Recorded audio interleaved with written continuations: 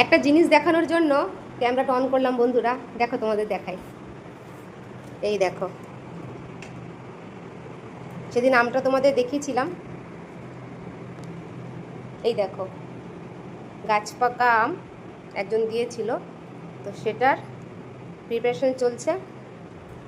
কি তৈরি হবে গেস করো তো?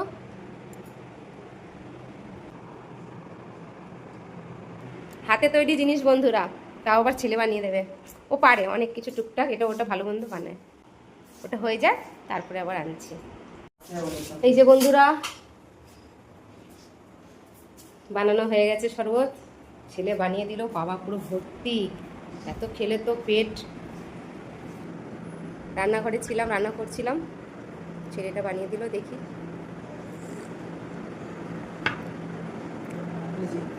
দারুণ হয়েছে, খুব সুন্দর হয়েছে। কিনে ম্যাঙ্গো খাই না তা না, আর যতই হোক বাড়িতে। আর এটা এই গাছের আমের জানি না কেন এটা কিন্তু ওরকম মাজার মতনই লাগে। ওদের গাছের আমটা কি জাতের জানি না, জল মিশাতে হয় তো ওই জন্য একটু মিষ্টি দিতে হয়, কিন্তু গন্ধটা মেন, এত সুন্দর গন্ধ একটা, পুরো মাজা যেন স্লাইস হয় না ওরকম স্বাদ, আর পুরো গাঢ়।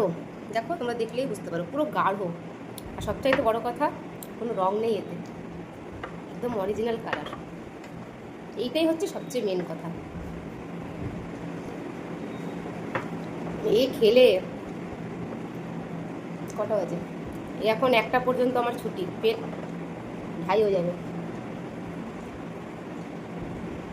তোমরা করো বন্ধুরা এরকম আম দিয়ে ম্যাঙ্গো জুস বা কিছু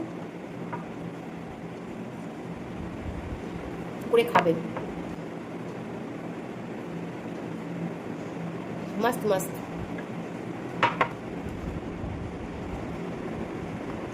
সত্যি কথা বলতে নিজে বানিয়ে খেতে হলে সত্যি বানাতাম না, আমি খেয়ে নিতাম।